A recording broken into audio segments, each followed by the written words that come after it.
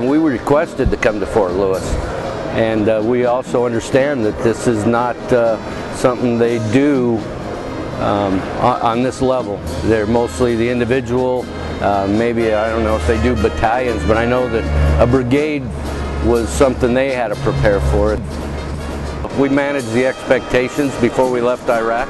Understanding that we're going to come through in groups of 250 to 300, about half of them were going to, roughly half on the first few chocks, were going to require further medical treatment, and we had front-loaded those chocks to get the medical, anybody who had medical problems early. Where the soldiers who don't have the medical issues very well could have some short days, 3-4 hour days, whatever it is, and that could be misconstrued as a waste of time because they didn't have a full day, where a medical soldier is setting in lines and the others are free, and we let them all know that was going to happen, and I mean, it is what it is.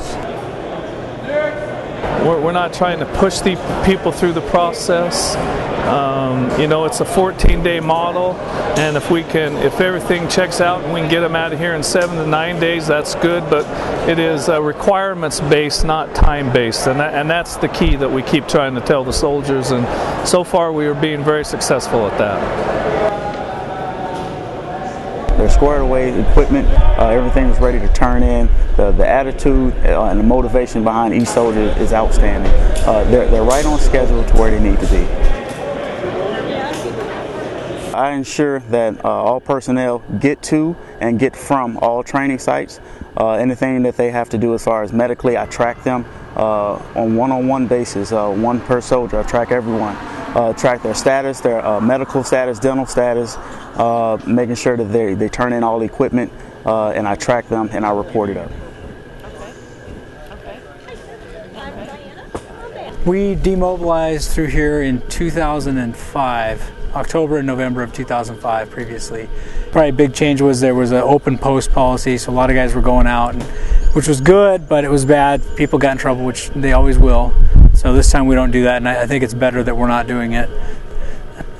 As far as the actual flow of the process, it's gone really well. I think it's really well supported. I think it's better synchronized this time than last time. I think that the staff here and the team has really figured out how to avoid bottlenecks and how to synchronize and rotate units through all the different stations they have to go through, so that we don't have big crowds stuck at a particular station. McCracken Daniel. Seemed like it wasn't quite as organized in 2005, probably fairly new to the demob process, and we were a pretty large unit to be coming through Fort Lewis at the time, but it seems like the process has been streamlined over the years of the war and the demob. This is a very important piece of paper to you. Everybody's anxious to get home, but they're making it the best they can, and we haven't had, small little minor hiccups here or there, but that's to be expected with an organization this big, and all the input I'm getting from the soldiers is it's going very, very well. As far as I can tell, everybody's pleased with the teamwork that's happened since we've been here. Had a lot of requests to go and recognize different individuals before we leave. So hopefully we get a chance to do that before we leave and recognize some of the 191st individuals, as long as with some of our own white cell people have stepped up. The process is designed completely and utterly around that individual soldier and not about time. It's not about how much time it takes, it's about getting the right things done for those soldiers before we let them go home to their loved ones.